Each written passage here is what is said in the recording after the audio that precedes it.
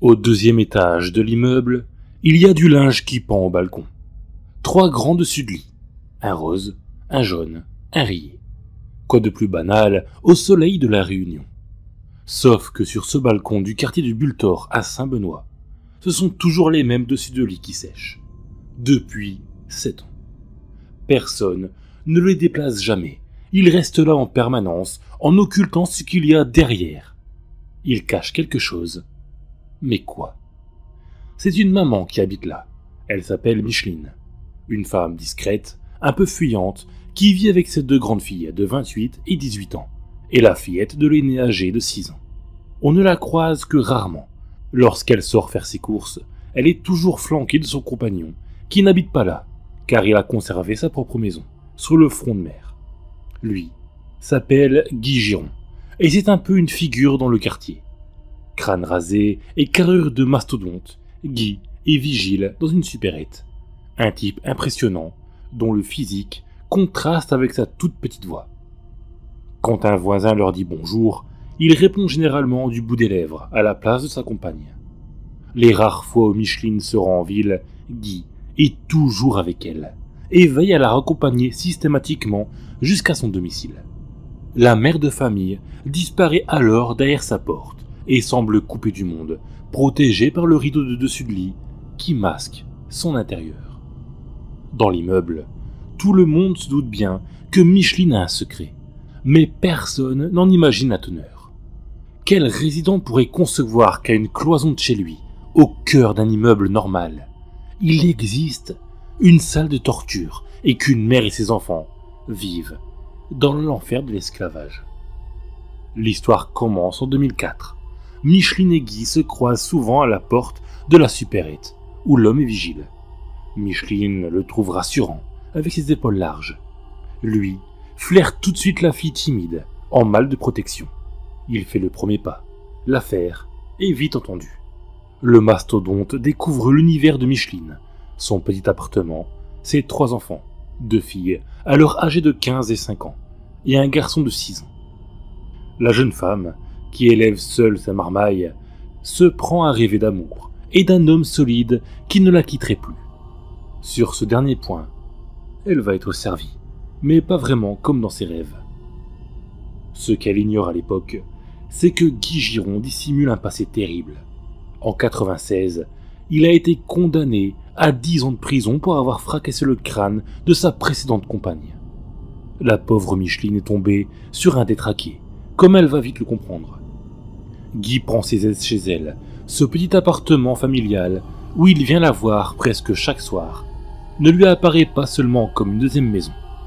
Pour un prédateur de son espèce, il y a là, surtout, un formidable garde-manger, une mère et ses filles. D'habitude, quand ça lui prend, il se contente d'emmener Micheline dans la chambre sous le regard des 3 petits. Mais un soir de 2010, tout bascule. À peine la porte refermée, il pose ses yeux sur l'aînée, âgée de 21 ans. Elle est fine, assez jolie, plutôt effacée. Aussi vulnérable que sa mère, à qui elle ressemble en tout point, mais avec une génération de moins. Changement de programme, c'est la jeune fille qui l'attrape par la main et emmène d'autorité dans la chambre. Le début du cauchemar. Dès lors, quand il vient à l'appartement, c'est systématiquement la fille qu'il s'offre pour son 4 heures. Mais il pense déjà à la plus jeune, qui n'a pas encore 11 ans. Alors, pour plus de prudence, il décide de cloisonner son petit univers de débauche. La clé de l'appartement, c'est lui qui la gardera désormais. Pour commencer, il étend les dessus de lit sur le balcon, histoire de couper le logement de l'extérieur. Il place des cadenas aux fenêtres pour éliminer toute tentative d'appel au secours. Il bricole des webcams au plafond pour pouvoir surveiller en direct depuis chez lui ce que font ses femelles en son absence. L'appartement devient bientôt une vraie prison de haute sécurité. La porte demeure verrouillée en permanence. Il y installe un coffre-fort pour y ranger les moyens de paiement et les téléphones de tout le monde. C'est lui et lui seul qui décide qui a le droit de sortir et pour aller où. Le matin, il accompagne les 2 plus jeunes à l'école. Il va les chercher à la sortie. Quant aux courses, Micheline ne les fait que sous sa surveillance. Au final, Tandis qu'il continue de vivre dans sa propre maison et de travailler comme si de rien n'était, Guy Giron a désormais une famille entière en esclavage. Il se rend à l'appartement quand ça lui chante, quand il a envie de se servir, et surtout, quand il a des pulsions sexuelles à assouvir. Un an s'écoule à ce rythme. Inévitablement, l'aîné de Micheline tombe enceinte. Problème. Qui va le satisfaire maintenant? Doit-il se rabattre sur la mère? Non. La cadette, qui n'a que 11 ans, et plus à son goût. Un nouveau chapitre d'horreur s'ouvre. Au viol répété, à la séquestration collective, s'ajoute la pédophilie. Et le risque de voir la facture judiciaire s'allonger. Mais c'est alors que Guy Giron imagine un stratagème inouï pour assurer ses arrières. Il y a ce gosse, le garçon, qui l'encombre un peu. Mais il réalise soudain tout le parti qu'il pourrait en tirer. Du jour au lendemain, il décrète que le jeune ado va alors vivre chez lui, dans sa maison du front de mer. Un petit esclavage à domicile pour s'occuper de son linge sale. Mais ce n'est pas là le seul but de la manœuvre. Désormais, le redoutable manipulateur a un moyen de pression pour retirer toute envie de le dénoncer à ses victimes. Elles savent qu'il aurait tout loisir de s'en prendre au petit et qu'il n'hésiterait pas. En langage courant, on appelle ça un otage. C'est dans ces circonstances que l'aîné de Micheline met au monde une petite fille en octobre 2011. Dans l'immeuble, les gens se demandent bien pourquoi il y a en permanence ces dessus de lit suspendus au balcon du deuxième. Mais qui pourrait se douter que l'appartement de Micheline est devenu un espace de servitude sexuelle? Parfois, pour impressionner son monde, Guy Giron apporte quelques accessoires. Fusil 22 LR, nunchaku, filet à étranglement. Une manière radicale de rappeler qui est le patron, et ce qui se passerait à la moindre désobéissance. Pendant ce temps, le fils de Micheline grandit sans avoir le droit de voir sa mère et sa grande sœur. Il sort juste pour aller au collège et en revenir, toujours accompagné de l'homme qui le retient en otage et le menace de tuer tout le monde s'il parle à qui que ce soit. C'est ainsi que les années s'écoulent, mais à force de grandir, le fils de la famille commence à ressembler à un homme.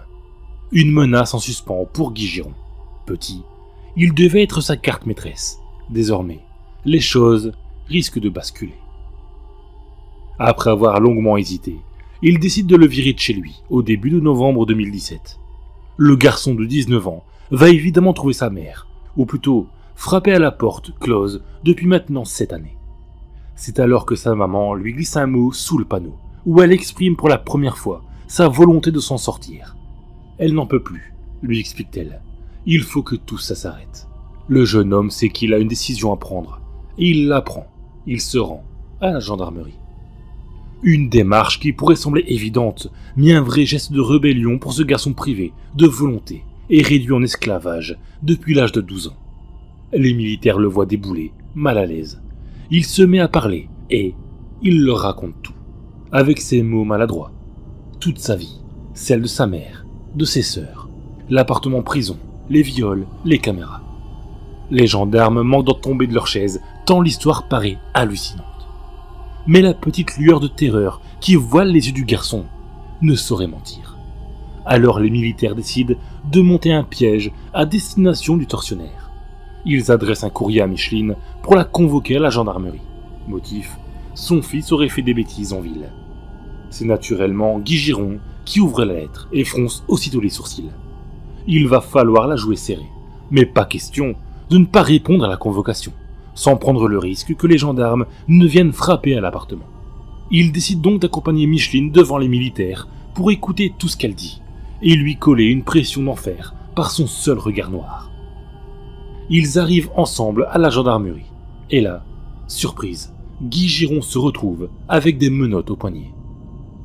Dans la foulée, Micheline et sa famille sont libérées. Elles peuvent enfin entamer un long travail de reconstruction. En février 2022, aux assises de la Réunion, Guy Giron a été reconnu coupable de séquestration et viol aggravé sur mineur. Même s'il a été acquitté pour les sévices infligés à la pauvre Micheline, l'ogre de Saint-Benoît a été condamné à 30 ans de réclusion, dont 18 ans de sûreté, pour les sévices infligés aux enfants.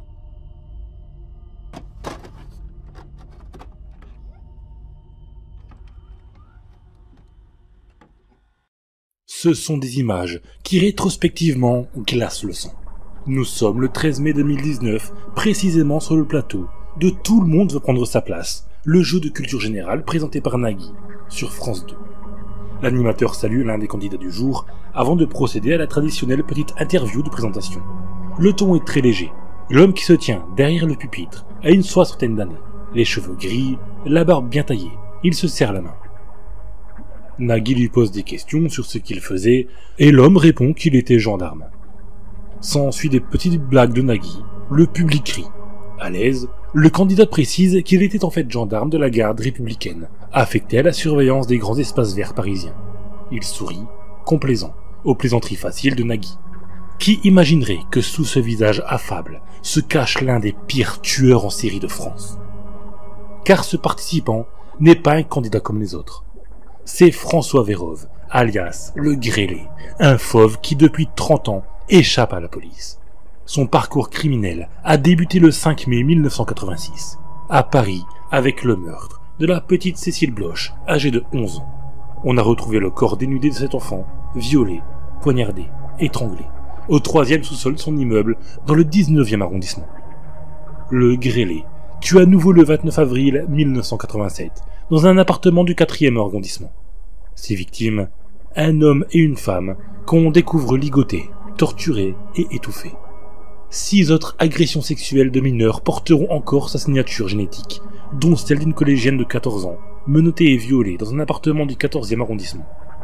Le Grêlé fait parler de lui une dernière fois, le 29 juin 1994, en abusant d'une petite fille de 11 ans. Ensuite, il disparaît des radars. On saura plus tard qu'il est parti profiter de sa retraite dans le sud de la France, dans une belle maison blanche avec piscine. Élu conseiller municipal, il passe pour un mari modèle, un papy gâteau, et n'hésite pas, on l'a vu, à se présenter à visage découvert sur le plateau de Nagui. Provocation, sentiment d'impunité et de toute puissance, son parcours dans le jeu en tout cas, et bref, 2 questions, une sur le sport, l'autre sur les vaccins, et 2 mauvaises réponses. François Vérove est éliminé. Nagui le chambre gentiment. Dépité, le Grêlé fait bonne figure et part sous les applaudissements. Il ne sera démasqué que 2 années plus tard dans des conditions dramatiques. Sur le point d'être confondu par son ADN, il met fin à ses jours en septembre 2021, dévoilant son passé criminel dans une lettre d'adieu. Outre leur caractère sensationnel, les images de son passage dans l'émission de Nagui ne manquent pas d'intérêt. Elles nous rappellent que les pires monstres peuvent se glisser parmi nous, en affichant des airs aimables et souriants. En somme, des gens presque comme tout le monde, insoupçonnables, sympathiques. Ça fait froid dans le dos.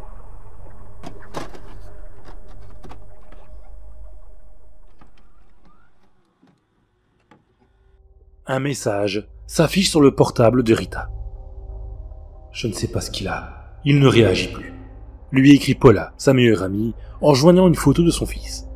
Rita y jette un coup d'œil et panique. Le visage du garçon est livide. Il a les lèvres violacées, les yeux clos.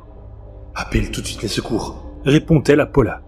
Mais celle-ci tergiverse. « Mais non, pas la peine, il va sûrement se réveiller. » Pressentant un drame, Rita court alors à sa voiture et fonce droit vers l'appartement de Paula, dans une petite ville non loin de Vienne.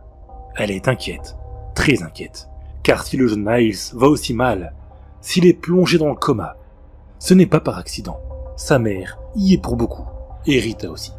Elles se sont associées pour le mettre dans cet état effrayant. A priori, rien ne prédestinait ces 2 femmes à devenir des âmes sœurs, comme elles se surnomment affectueusement. Elles se sont rencontrées il y a 4 ans dans un magasin. Paula faisait ses courses, Rita était vendeuse. Elles ont échangé quelques mots, sympathisé, et se sont vite découverts de nombreux points communs. Rita, 40 ans, venait de se faire larguer par son mari. Paula, 33 ans, avait vécu l'enfer auprès d'un compagnon menteur, voleur et infidèle. Elles avaient l'une et l'autre besoin de s'épancher. Alors, elles ont échangé leurs numéros de téléphone et sont devenues les meilleures copines du monde. Paula rumine inlassablement sa rupture et brosse un portrait au vitriol de son ex. Un sale type, un monstre. À cause de lui, elle se retrouve seule, sans emploi, pour élever son fils de 9 ans. Un gosse difficile. Tout le portrait de son père, clame-t-elle. Rita l'écoute, la conseille. Pas un jour sans qu'elle se téléphone ou échange sur WhatsApp. C'est cette complicité, sans qu'on comprenne bien pourquoi, qui va les faire basculer dans l'horreur. Comme si toute leur haine des hommes allait se cristalliser sur Niles, le fils de Paula, un ado pâle et craintif, qui ne leur a rien fait de mal, mais qui va leur servir, bien malgré lui, de défouloir. Sous prétexte de l'éduquer, Paula le martyrise, elle le gifle, lui tire les cheveux, lui inflige punition sur punition. Tous les prétextes sont bons pour lui administrer, sous les encouragements de Rita, des coups de plus en plus violents, des châtiments de plus en plus cruels. L'amie de Rita, il faut bien le dire, déborde d'idées. C'est elle qui suggère d'appliquer à Niles un traitement par le froid. En plein hiver, Paula boucle son fils sur le balcon de l'appartement. Sans broncher, elle le laisse grelotter, pleurer, taper à la vitre. Et quand elle l'autorise enfin à rentrer au chaud, le pauvre gamin tremble tant qu'il ne parvient même plus à parler. C'est encore Rita qui conseille à sa copine d'enfermer Niles dans la caisse de transport du chien. Paula, docile, le force donc à rentrer dans cette boîte en plastique, évidemment trop petite pour lui, à l'intérieur de laquelle il doit se plier en deux, se contorsionner. Malgré ses cris, sa mère lui appuie sur la tête pour pouvoir fermer la grille, puis elle prend des photos en riant. Quand elle délivre le captif au bout de plusieurs heures, il ne tient plus debout. Ses bras et ses jambes, trop longtemps privés de circulation, sont paralysés. Le duo diabolique n'a plus de limite. Frappé quotidiennement, Niles est aussi privé de nourriture. Ses joues se creusent, ses yeux s'enfoncent de leur orbite. Un de ses professeurs, un jour, s'inquiète de le voir si maigre et fait un signalement à l'Office de protection de la jeunesse. Malheureusement, l'épidémie de coronavirus frappe alors l'Autriche comme le reste du monde. Les écoles ferment, la population est confinée. Plus que jamais, Niles est séquestré dans l'appartement, à la merci de Paula, qui en profite pour le couper définitivement de son père. Celui-ci tente d'alerter les services sociaux, mais les bureaux sont clos pour cause de pandémie. Et pendant ce temps, l'ado continue de dépérir, frappé, bâillonné, attaché, affamé. Quand les sévices qu'on lui inflige l'envoient à l'hôpital, sa mère raconte qu'il est tombé ou bien qu'il s'est blessé accidentellement. Terrorisé, Niles n'ose pas la dénoncer. À un voisin qui s'inquiète de le voir couvert de bleu, Paula sort son couplet larmoyant sur sa vie de mère divorcée. C'est tellement dur de s'occuper seul d'un enfant difficile, violent, qui pique des crises de colère et se blesse lui-même dans ses accès de rage. Et devant ces larmes du crocodile, tout le monde s'incline. Quelle mère courageuse! Et dire que son sauvageon n'a pas hésité à sauter du balcon du premier étage pour fuguer. La vérité, Paula l'y avait enfermé plusieurs jours, sans nourriture. Le pauvre gosse a sauté dans la rue pour survivre, en courant voler de quoi manger dans un supermarché. Le sadisme des deux femmes atteint son paroxysme le 21 novembre 2022. Encouragée par Rita, Paula force son fils à entrer dans la cage, verse sur lui une casserole d'eau froide, puis ouvre en grand les fenêtres de la chambre. Ce jour-là, en Autriche, la température extérieure est inférieure à 0. Niles grelotte, pleure, supplie sa mère de le libérer, en vain. C'est ce soir-là, on l'a vu, que Rita reçoit la photo glaçante du garçon, apparemment inconscient, et au plus mal. Et elle comprend d'un coup que s'il décède, elle risque de très gros ennuis. Quand elle arrive chez Paula, Niles se gît sur le sol, inanimé. Sa peau est glacée, son teint livide, ses lèvres bleues. Une assistante sociale du quartier est appelée en catastrophe, mais elle reste sans voix découvrant le corps de l'ado couvert d'hématomes, de griffures, de plaies. Les secours sont immédiatement alertés. Niles est transporté à l'hôpital dans un état critique. Sa température corporelle est tombée à 26,8 °. Sa mère, rapidement arrêtée pour sévices graves, est placée en détention. 3 mois plus tard, Rita, la super copine, est interpellée à son tour. Leur procès s'est ouvert le 26 février dernier devant le tribunal criminel de la ville de Krems, au nord-ouest de Vienne. La première chose que le public découvre en entrant dans la salle d'audience, c'est la caisse de transport pour chiens posée en évidence sur une table. Cet objet incarne à lui seul le calvaire qu'a enduré le pauvre Niles. L'adolescent mineur est représenté par son avocat et par son père, assis au premier rang, sur le banc des parties civiles. Dans le box des accusés, les deux tortionnaires n'échangent pas un regard. Le dos voûté, la voix fragile et hésitante, Paula, la mère, se dit terriblement désolée pour ce qui s'est passé. « Je ne sais pas comment cela a pu arriver. Je regrette d'avoir été en contact avec cette femme, » conclut-elle en rejetant implicitement la faute sur son ancienne complice. En pleurs, Rita reconnaît avoir été présente à plusieurs reprises dans l'appartement alors que l'enfant était enfermé dans la cage du chien. Je n'étais pas consciente de la gravité des agissements de sa mère, se défend-elle sanglotante. Mais ses larmes n'ont trompé personne, les prétendus regrets de sa coprévenue non plus. Il faut dire qu'au moment de leur arrestation, les enquêteurs ont découvert 2 téléphones très endommagés, visiblement écrasés à coups de talon. Vaines tentatives d'en détruire le contenu. Les experts en informatique ont tout récupéré. Messages, photos, vidéos, certains textos sont projetés sur l'écran. « Affame-le », écrit Rita. « Laisse-le se geler dehors et mange un couteau devant lui. Mets-lui de l'adhésif sur sa bouche pour l'empêcher de crier. » Des vidéos insoutenables montrent la mère faisant entrer de force son fils dans la cage malgré ses cris, le traînant par les cheveux, le frappant, le ligotant. Toutes ces images défilent dans un silence de plomb. Il n'y a rien à ajouter. Après 7 heures de délibération, Paula est reconnue coupable de tentative de meurtre, acte de torture sur mineur et séquestration. Verdict, elle passera les 20 prochaines années dans une cellule, un châtiment toujours plus doux que celui infligé à son fils dans la cage. Rita, elle, est condamnée pour avoir encouragé le recours continu à la violence contre la victime. Verdict, 14 ans d'enfermement. Tous deux devront en outre verser 80 000 € à Niles, qui a miraculeusement survécu à son calvaire. Aujourd'hui âgé de 13 ans, il a repris du poids et vit désormais avec son père, qui n'a absolument rien du monstre décrit par Paula. Physiquement, l'ado va bien, mais les psychiatres sont pessimistes. Il y a une forte probabilité pour que sa personnalité reste fragilisée à vie et qu'il ait le plus grand mal à se remettre des traumatismes subis. Qui s'en étonnera?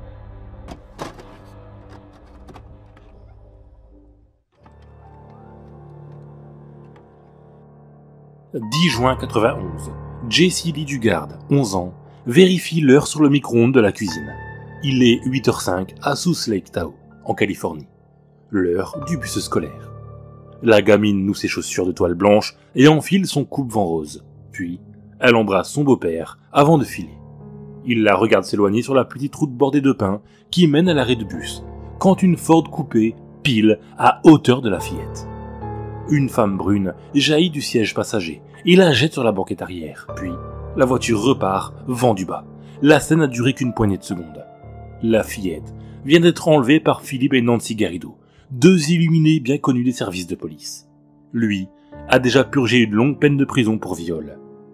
Elle est la fille un peu naïve d'une famille très pieuse. Voilà des années qu'ensemble, ils écument les campus universitaires de toute la Californie pour y prêcher la bonne parole. Il leur manquait une fille pour former la famille idéale. La voici. Le plus dingue, c'est que malgré ses antécédents, et bien qu'il habite non loin du lieu de l'enlèvement, Philippe Garrido ne va jamais figurer sur la liste des suspects. Avec sa femme, ils vont garder l'enfant durant 18 ans, séquestré dans une cabane au fond de leur jardin. Philippe va même lui faire 2 filles, qu'il emmènera désormais avec lui lors de ses tournées de prédication. Ce sont 2 policiers, étonnés par cet étrange attelage lors d'une tournée de contrôle sur un campus, qui finiront par donner l'alerte. Libéré à l'âge de 28 ans, Jessie Lee a pu retrouver ses vrais parents. Philippe Garrido a été condamné à 431 ans de prison. Sa femme Nancy a 36 ans.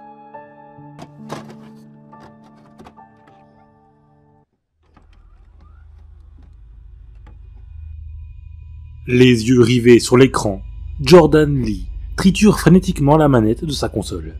Des hordes d'ennemis jaillissent, courent sous ses tirs et tombent, fauchés, dans un fracas de mitraille et d'explosions. Assis près de lui sur le canapé du salon, son frère, Daniel, l'observe avec consternation. Voilà des heures que Jordan, 28 ans, joue à ce foutu jeu vidéo, comme un gamin. Excédé, Daniel attrape son téléphone et envoie un message à Jade, sa belle-sœur. Jordan a beau être mon frangin, je le trouve lamentable comme père. Sam, désolé. La réponse s'affiche dans la minute.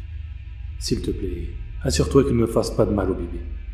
Si Jade s'inquiète, ce 3 décembre 2020, c'est parce que Jordan Lee, son compagnon, est censé veiller sur leur fillette de 4 mois, et que ça ne la rassure pas. Elle a dû partir tôt pour prendre son service d'infirmière à l'hôpital, mais elle aurait préféré rester. La petite Willow n'allait pas bien. Elle avait un peu de fièvre, après avoir passé une mauvaise nuit.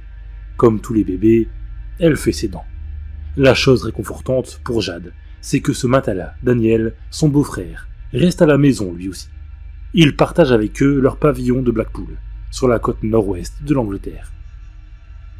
Et la jeune femme sait qu'elle peut compter sur lui. De fait, c'est Daniel qui s'est occupé de la petite après le départ de sa mère. Il lui a mis un peu d'eau fraîche dans sa bouche pour la calmer. Il lui a fredonné des chansons. Il l'a bercée longuement. Et enfin, miracle, malgré le boucan du jeu vidéo, Willow a fini par s'endormir. Daniel, soulagé, la dépose sur le canapé pour que son père puisse la surveiller. Puis, il monte dans sa chambre, à l'étage, lire un bouquin. Le répit sera de courte durée. Une voix furibarde s'élève soudain au rez-de-chaussée. « Bon sang à la pastère, ça devient dingue !» Des cris, des pleurs de nourrisson se font entendre. La petite s'est réveillée. Daniel dégringole l'escalier. Il découvre sa nièce qui hurle, le visage écarlate, les yeux pleins de larmes. Et son frère au bord de la crise de nerfs. Jordan jure, trépigne, balance la télécommande par terre. Il est en train de perdre. Il ne peut pas se concentrer. « Je vais la prendre un peu si tu veux », propose Daniel. Il se fait rembarrer sèchement. « Dis donc mec, c'est ma môme, pas la tienne !» D'un geste exaspéré, Jordan attrape Willow par une cheville et la secoue, la tête en bas, avant de la lâcher sur les coussins du canapé. « Comme ça, elle va peut-être comprendre !» Daniel est effaré. Qu'est-ce que la petite pourrait comprendre? Elle a 4 mois. À la même seconde, il reçoit un texto. C'est Jade. « Comment ça se passe ?» Pour ne pas l'affoler, il répond juste que Jordan est énervé, que Willow pleure beaucoup. Quelques instants plus tard, son frère regarde à son tour son portable. Jade vient de lui envoyer un message à lui aussi. « Si tu as besoin d'une pause, je peux te dire à maman de passer. » Est-ce par fierté, parce qu'il ne veut pas reconnaître qu'il ne s'en sort pas? Jordan Lee refuse. « Pas la peine, tout va bien, » répond-il. Sauf que non, tout ne va pas bien. Willow s'étrangle dans ses larmes et son père est en train de péter un câble. Daniel remonte dans sa chambre et décide d'enregistrer ce qui se passe sur Snapchat. Il fera écouter l'enregistrement à Jade, et ainsi au moins, elle ne confiera plus Willow à la garde de son père. En bas, la fillette sanglote de plus belle. « La ferme! Tu m'entends? La ferme !» Les cris du bébé se font de plus en plus stridents. Puis, il y a un bruit sourd, comme un choc, et les pleurs s'arrêtent net. Dans le silence qui suit, Daniel entend la voix de Jordan, tout à coup changée, tremblante. « Willow, qu'est-ce qu'il y a? Qu'est-ce que tu as ?» À nouveau, Daniel dévale l'escalier 4x4. Dans le séjour, la scène qui se présente à lui est tragique. Jordan Lee, livide, l'air ahuri, tient le bébé dans ses mains. Willow est inerte, comme une poupée de chiffon, la tête basculant en arrière. Daniel la prend dans ses bras, épouvanté. « Qu'est-ce que tu as fait? » « Rien, je te jure, elle est tombée du canapé. Sa tête a dû heurter la télécommande ou un autre truc. » Les deux frères appellent les secours. Bientôt, une ambulance se gare devant leur maison. Mais l'état de l'enfant est gravissime. Les secours ne peuvent rien faire sur place. La petite Willow est évacuée de toute urgence vers l'hôpital Victoria de Blackpool. Dans une ultime tentative pour la sauver, elle sera transférée le lendemain à l'hôpital pour enfants de Liverpool, où elle mourra 3 jours plus tard, le 6 décembre. 19 juillet 2021. Le procès du père déplorable s'ouvre devant la cour de justice de Preston, dans le Lancashire. Jordan Lee doit répondre de la mort de sa fille Willow, survenue alors qu'elle était sous sa garde, mais il nie toute responsabilité dans ce qui est arrivé. Pour lui, c'est un accident. Qu'est-ce qu'il s'est passé exactement? Lui demande Maître Johnson, l'avocat des parties civiles. J'ai entendu un bruit, j'ai tourné la tête et j'ai vu Willow par terre, le visage contre le tapis. Qu'avez-vous fait? Je l'ai relevée, mais elle était inerte. Elle ne tenait pas sa tête. J'étais terrifié. Je ne savais pas quoi faire. Avec mon frère, on a appelé les secours. Avez-vous rudoyé votre enfant ce jour-là? J'ai dû lui dire que toi et Willow, et élever un peu la voix, c'est tout. C'est tout? Ce n'est pas les souvenirs qu'a gardé Samantha Holmes, la voisine. Elle a entendu, choquée, les cris de la petite qui pleurait, et les beuglements de son père qui lui hurlait dessus. À un moment, il a vociféré « Ferme-la ou je vais te massacrer ». Ensuite, il y a eu des bruits sourds et le bébé a arrêté de pleurer. Peu après, j'ai vu arriver l'ambulance et la police. Samantha Holmes ne peut retenir ses larmes. C'est terrible. Il n'était là que depuis quelques mois. Je voyais la maman promener son bébé dans sa poussette. Elle avait l'air tellement heureuse. On diffuse à l'audience l'enregistrement effectué par Daniel, le frère de l'accusé, le jour du drame. Un élément de preuve accablant. Pendant de longues secondes insoutenables, on entend la petite Willow octer, suffoquée de terreur, et son père brailler et la menacer, hystérique. Puis, il y a le fameux choc sourd, atroce. Puis, le silence, glaçant. Vous prétendez toujours ne pas avoir été violent avec votre fille, demande la juge. Je me suis peut-être énervé parce que je voulais terminer ma partie, mais je lui aurais jamais fait de mal. Elle est tombée du canapé, c'est tout. Le médecin légiste démolit ce mensonge en quelques phrases. L'enfant présentait un traumatisme crânien qui a provoqué une hémorragie et des lésions cérébrales catastrophiques. Elle avait aussi des hématomes sur toute la partie gauche du visage. C'est un bébé qui a été secoué, avec une rage destructrice. On lui a attrapé la tête et on l'a frappé contre un mur. Jade, la mère, inconsolable, vient dire à la barre son horrible sentiment d'impuissance, ses regrets, sa culpabilité et son chagrin éternel. Willow était un bébé merveilleux, une perfection. Je suis tombée folle de ma petite fille le jour où elle est venue au monde. Jamais je ne l'oublierai. Jamais je n'oublierai les moments que nous avons vécus ensemble. Son absence est cruelle. Elle me manque tellement. La jeune femme s'interrompt, vaincue par les larmes, et retourne à sa place, entourée par les siens. La conclusion de la juge Naomi est sévère. Jordan Lee, vous avez tué votre fille parce qu'elle faisait du bruit et que ça vous empêchait de jouer à un jeu vidéo. Et vous avez ensuite inventé cette histoire d'accident parce que la vérité était trop inavouable. Je regrette que vous n'ayez pas exprimé de remords, que vous n'ayez pas demandé pardon à votre compagne pour le mal que vous lui avez fait. Reconnu coupable du meurtre de sa fille, l'accusé a été condamné à la perpétuité avec une peine de sûreté de 16 ans. Il aura désormais tout le temps de jouer dans sa cellule à ses jeux de guerre.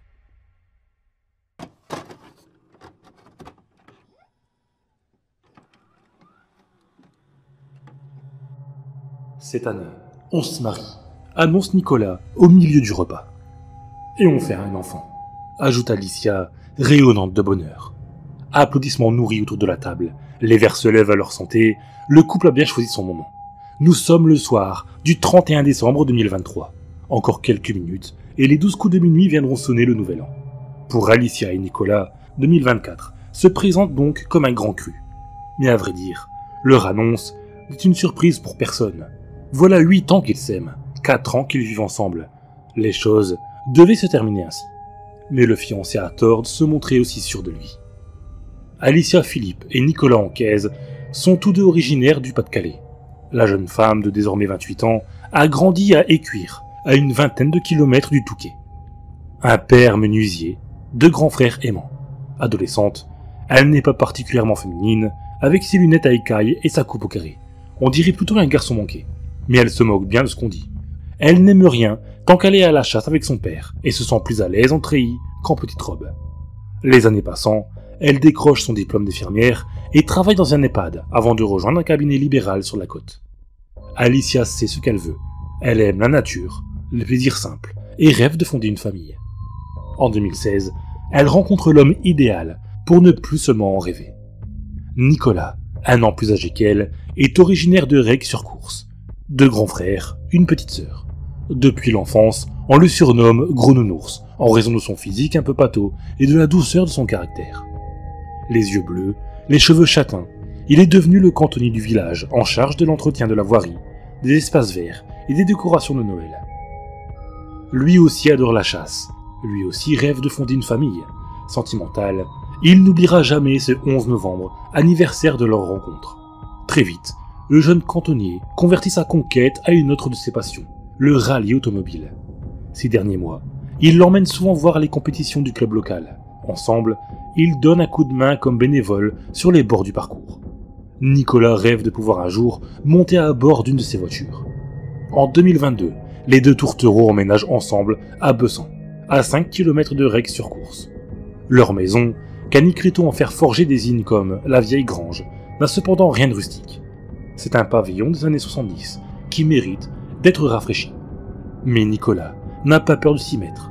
Il a de l'or dans les mains. Et puis, il aime ce grand jardin clos avec son barbecue, où leurs 2 épagnols et leur petit Yorkshire galopent. Au départ, les 2 amoureux ne s'impliquent pas trop dans la vie de la commune. Mais avec les inondations de novembre 2023 et son métier de cantonnier, Nicolas se retrouve sur tous les fronts.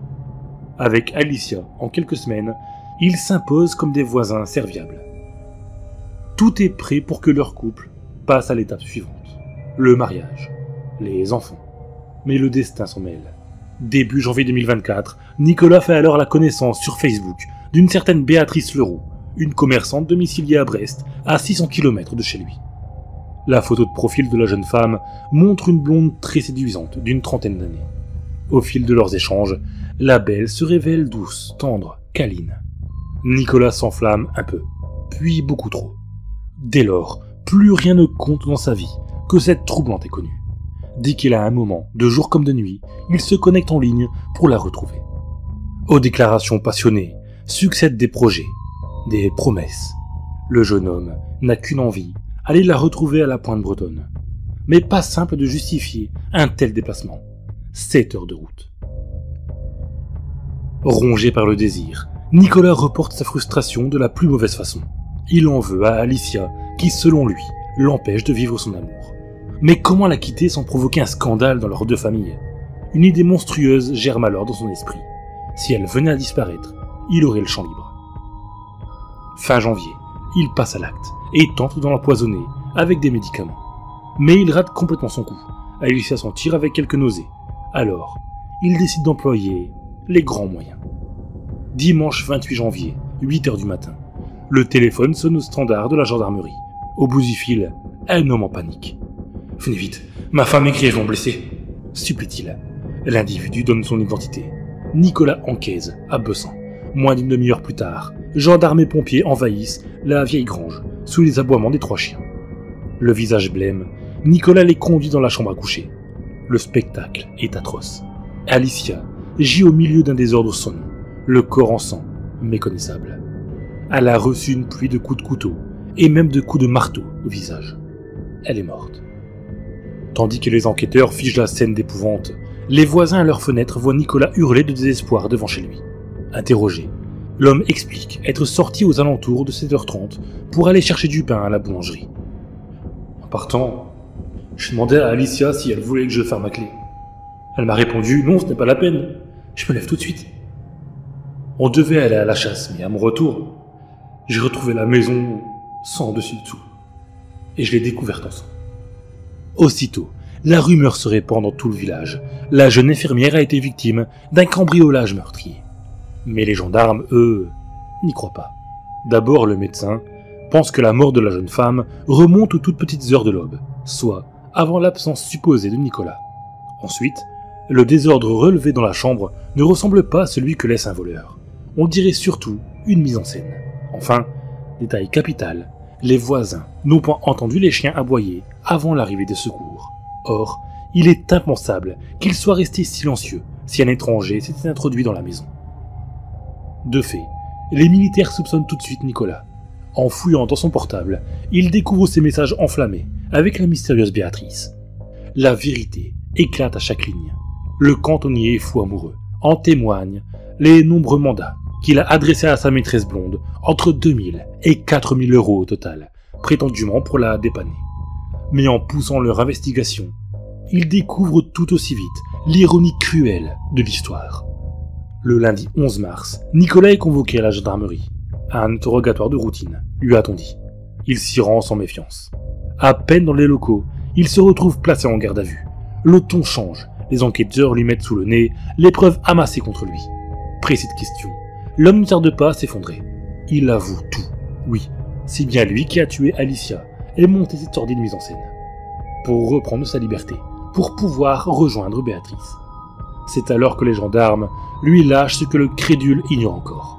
Le coup de grâce, cette Béatrice n'a jamais existé.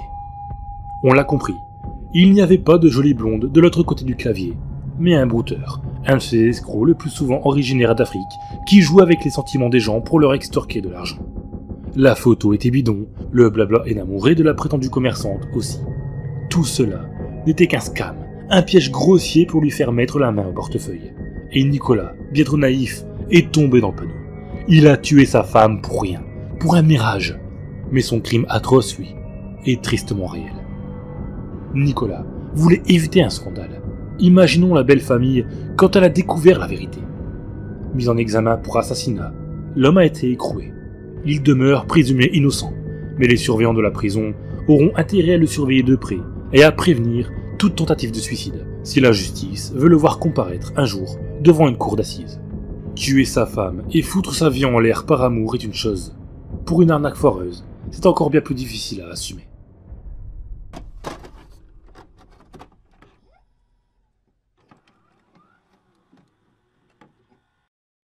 Samir le sait, il est le suspect numéro 1. Ce mercredi 7 avril, voilà 2 mois que sa compagne, Aurélie Vaquier, 38 ans, reste introuvable, et les gendarmes fouillent à nouveau leur maison de Bédarieux, dans l'Hérault. Ils sont venus avec des chiens spécialisés dans la recherche des corps et un géoradar dernier cri pour sonder les murs et les fondations. Les enquêteurs se concentrent sur le grand garage du rez-de-chaussée, une ancienne galerie d'art retapée par Aurélie. Son rêve d'y ouvrir un restaurant vegan, doublé d'une boutique de produits cosmétiques bio, semble désormais si loin. La pièce est toujours en travaux et les chiens reniflent partout, tandis qu'un gendarme promène le géoradar au sol. Soudain, au-dessus d'une petite estrade de bois et de béton, une cavité suspecte est repérée. L'appareil bip. Tel un détecteur de mensonges, il vient de confondre Samir, un homme qui balade son monde depuis le début. Les gendarmes ne sont pas vraiment surpris. Ils ont flairé l'embrouille dès l'instant où il est venu leur signaler la disparition de sa compagne le 23 février dernier. Ce jour-là, le récit du jeune homme est incohérent. Il prétend être parti le 28 janvier, dans l'Ain, seul, pour voir ses 2 enfants, nés d'un premier mariage. Or, le frère d'Aurélie raconte tout autre chose. Selon lui, Samir était censé partir avec Aurélie pour qu'elle rencontre sa belle famille. Une autre incohérence se dessine à son retour. Samir, tout juste rentré de l'Ain, affirme avoir trouvé la maison conjugale vide. Il aurait alors reçu un texte d'Aurélie. « Ne dis rien à mon frère, ni à mes proches. Je pars me ressourcer et écrire un livre. » Ce SMS existe bel et bien. Le problème, c'est qu'il date du 28 janvier, justement, 3 semaines plus tôt. Et il est truffé de fautes d'orthographe. Or Aurélie n'en fait jamais. Dans tous les cas, cette histoire de fugue littéraire ne tient pas. Certes, Aurélie a déjà publié un premier livre sur internet et en prépare un autre. Mais son ordinateur est toujours dans la maison, tout comme son chat adoré, Latika, qu'elle considère comme son enfant. D'après ses amis, elle ne serait jamais partie sans l'emmener. Aurélie et Samir ne se connaissent pas depuis longtemps. La jeune femme est tombée amoureuse quelques mois plus tôt en rencontrant Samir, alors qu'elle souhaitait sous-louer une chambre de son appartement. Très vite, les 2 tourtereaux ne se lâchent plus et emménagent même ensemble dans une nouvelle maison, à Bédarieux. Plusieurs de ses proches tentent de la mettre en garde. Tout cela n'est-il pas un peu précipité alors qu'elle ne sait rien de cet homme? Mais la jeune femme, trop amoureuse, refuse de se méfier. Depuis sa disparition, les enquêteurs listent patiemment toutes les incohérences, approximations et mensonges de Samir.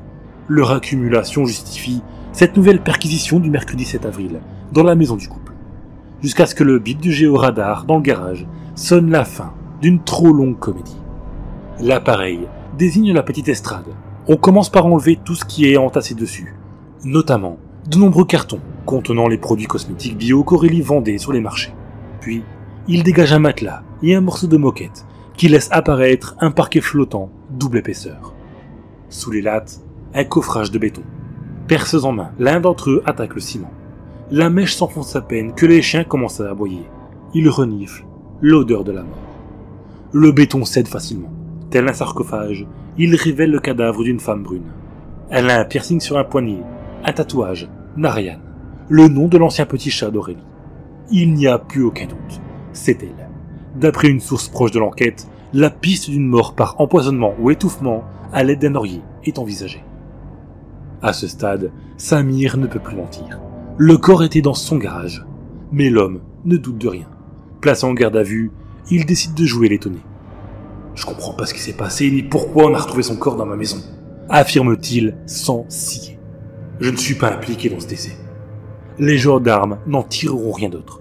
Bien que présumé innocent, Samir a été mis en examen pour meurtre aggravé sur conjoint et écroué. Depuis, l'enquête a révélé que le couple aurait connu des vives tensions peu avant la mort d'Aurélie, notamment en raison de travaux dans leur maison. La jeune femme voulait abandonner son projet de restauration végane et de boutique bio. Est-ce le mobile du crime ?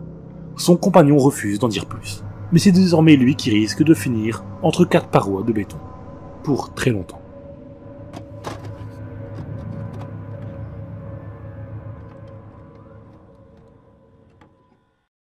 Écouteurs dans les oreilles et basket orange flashy aux pieds, Sarah Evrard presse le pas.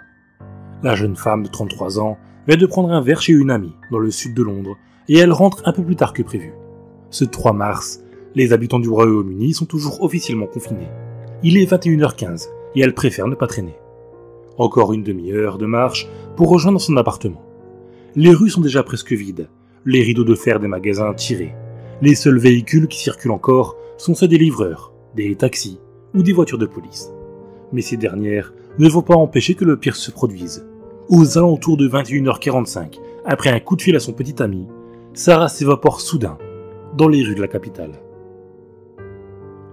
Sarah Evrard vit à 100 à l'heure. Originaire de Durham, elle a déménagé à Londres en 2008 après l'obtention de son diplôme de marketing. Installée depuis dans le quartier animé de Brixton, elle est devenue une parfaite londonienne. Son cercle d'amis est immense.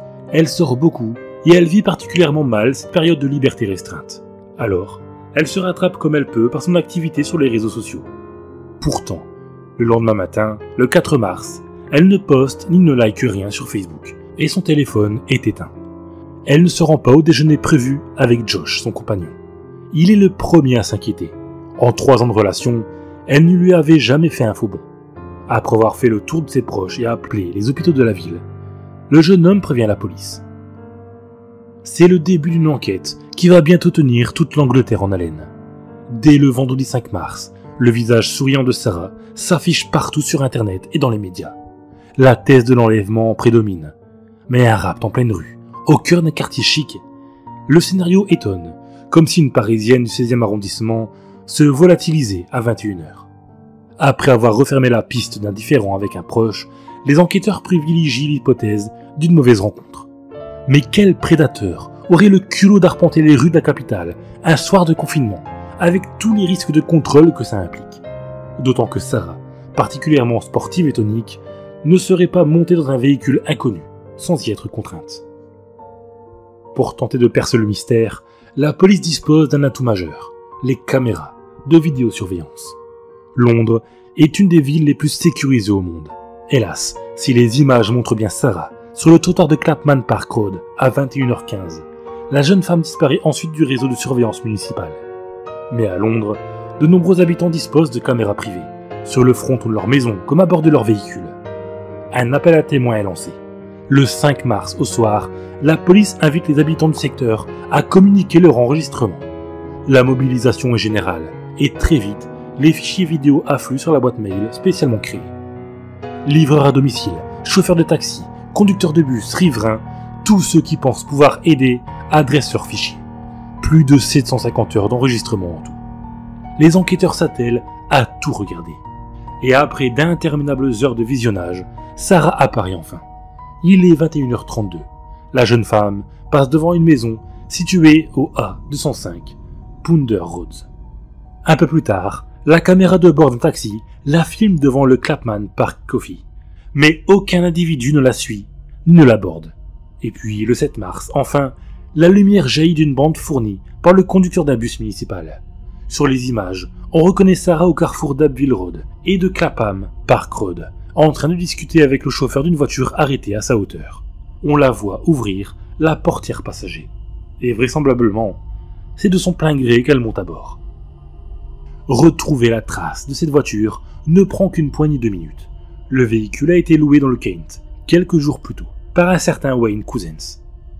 Stupeur chez les enquêteurs, cet homme est un collègue, un policier, et pas n'importe lequel. Il fait partie d'une unité d'élite qui assure la sécurité des bâtiments gouvernementaux, ministères, ambassades et autres sites sensibles.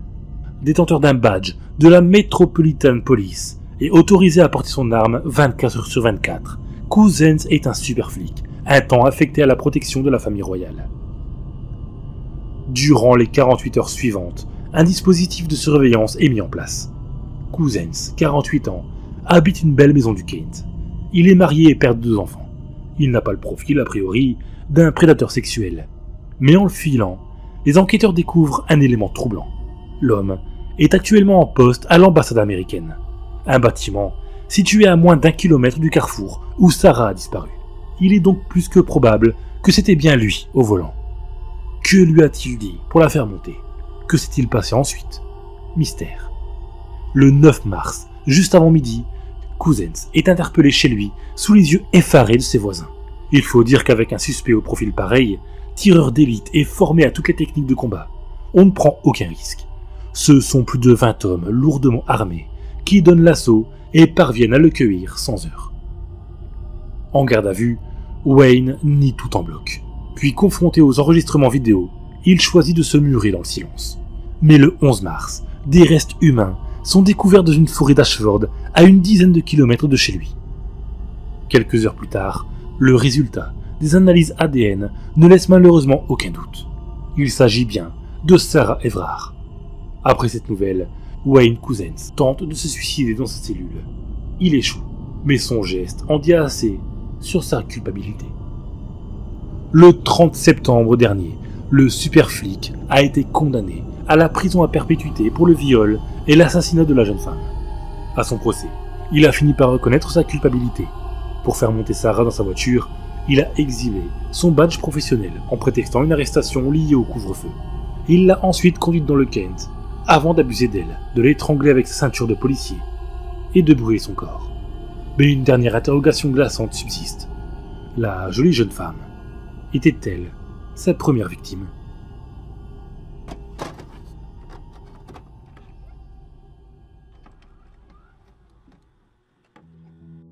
« 5 juin 2002. Il est 4 heures du matin à Salt Lake City, aux États-Unis.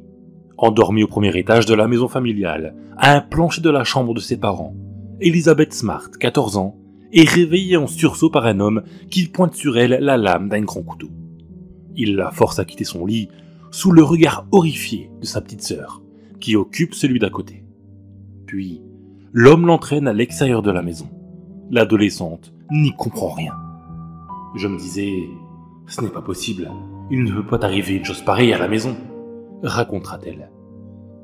Qui est cet homme? Que veut-il? Le type, s'imagine-t-elle, va la séquestrer quelque part et exiger une rançon. Mais elle n'y est pas du tout. Brian Mitchell, c'est son nom, est un ancien tailleur de pierres précieuses dont la drogue a complètement vrillé le cerveau. Habité d'une foi mystique qui frise l'insanité, il est devenu une sorte de clochard qui se fait appeler Emmanuel et prêche la bonne parole sur les routes avec sa femme, Wanda Barzi.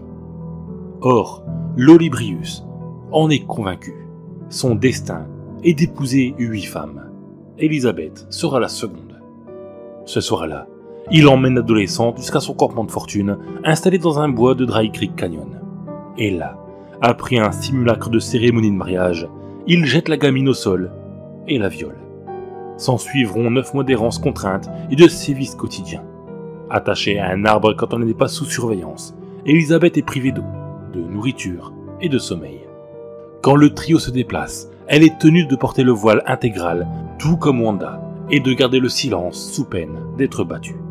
Puis en mars 2003, sa petite sœur a soudain un flash. L'homme entre par-dessus cette nuit-là dans la pénombre. Elle l'avait déjà vu. C'est Emmanuel, l'ancien clochard du quartier. Un avis de recherche est diffusé. L'individu est reconnu à un arrêt de bus avec ses 2 femmes voilées. La gamine est enfin libérée. Brian Mitchell a été condamné à la prison à vie en 2011. Elizabeth, elle, est désormais mariée et mère de 3 enfants.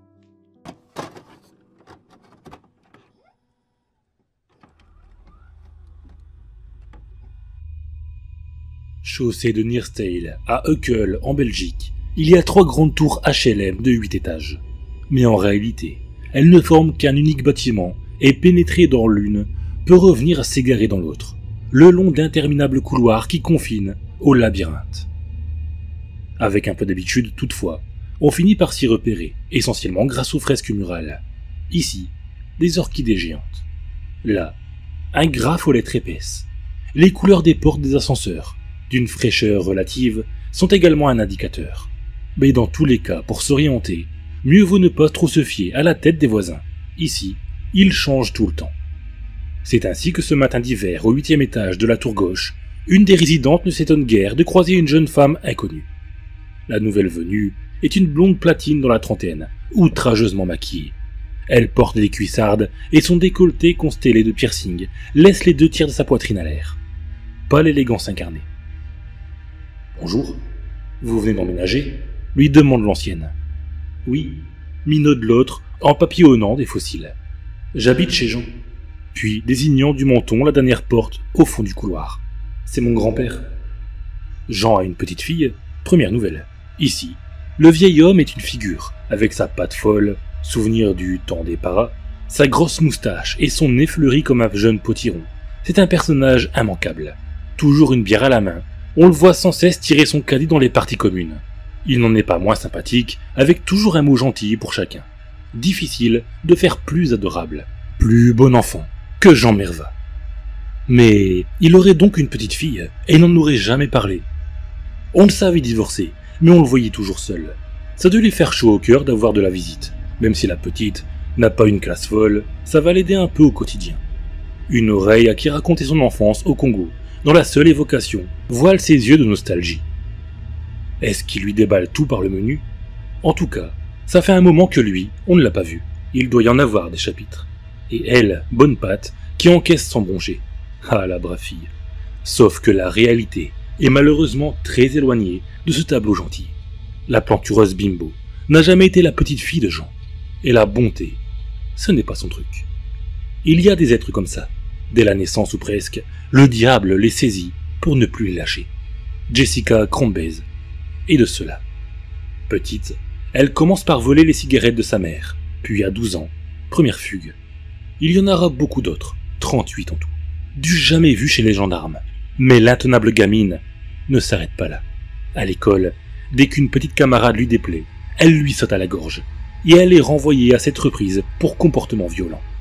Plus tard, elle intègre une école de coiffure, pour se faire virer dès les premiers shampoings. Et puis, il y a tout le reste. Un scooter craché, une télévision qui disparaît, mystérieusement, les adultes qu'elle accuse à tout va. Mon beau-père m'a violé, par exemple. Il apparaît très vite que la jeune fille, sans doute influencée par la médiatisation de l'affaire Dutroux, a tout inventé. Mais le pli est pris. Dès lors, presque tous les hommes qui commettront l'erreur de l'approcher seront accusés à leur tour. C'est elle qui les a guichés, en soupire encore sa mère.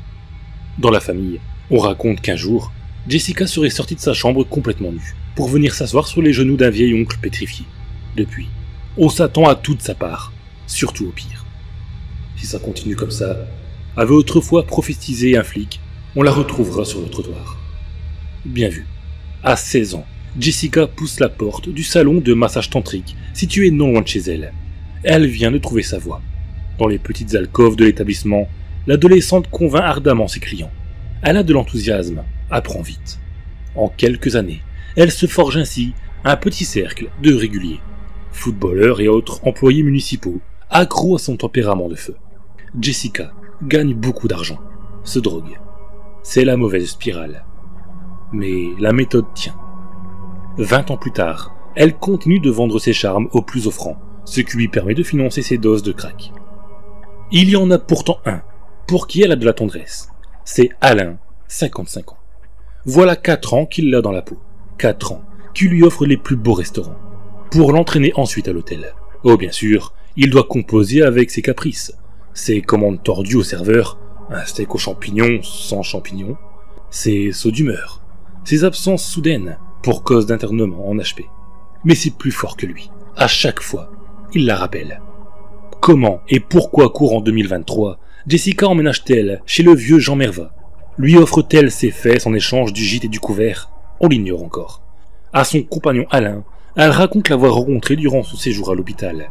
L'ancien para lui aura alors spontanément proposé de l'héberger, en tout bien tout honneur. Mais il est bien sûr permis de douter de cette version. Une chose de sûre, chaussée de Nirstal, l'apparition de la jeune femme ne passe pas inaperçue. On s'interroge sur l'étrange couple, ou binôme, ou duo, qu'elle forme avec son logeur.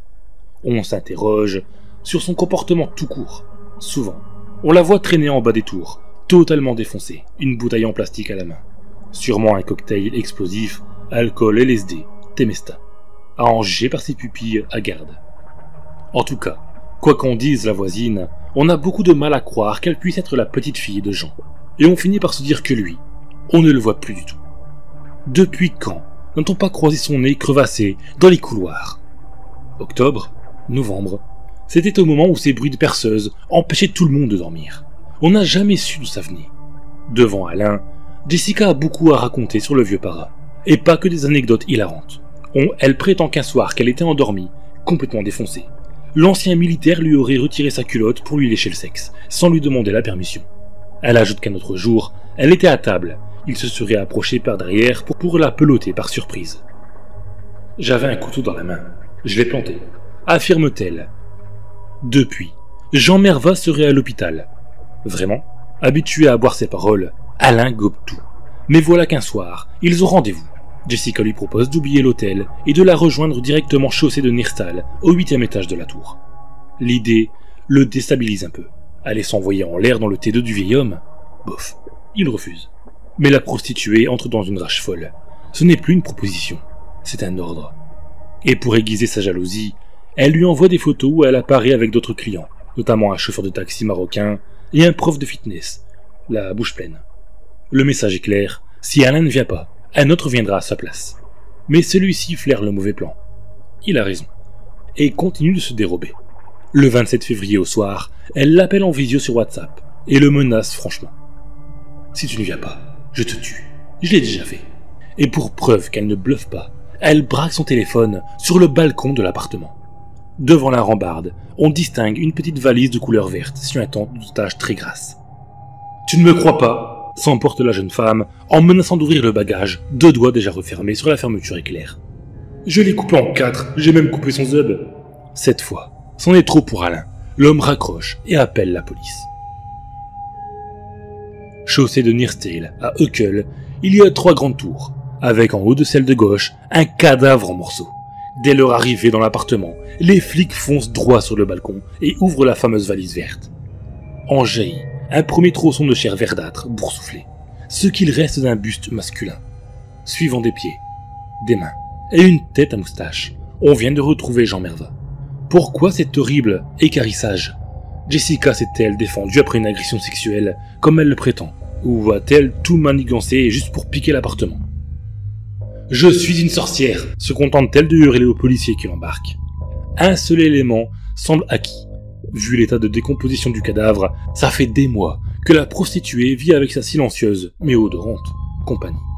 Dans l'immeuble, on se souvient soudain de ces bruits de perceuse à l'automne. Tout le monde en a la nausée. L'histoire va-t-elle s'arrêter là? Pas sûr. Depuis quelques jours maintenant, la police fait circuler dans les tours la photo d'un homme blond, un ex de Jessica, et possible complice de la prostituée sanguinaire, qui demeure présumée innocente. De toute évidence, il manque encore des pièces à ce puzzle sanglant. Chaussée de Neerstal, ce n'est plus seulement dans les couloirs, c'est aussi dans les têtes qu'on se perd.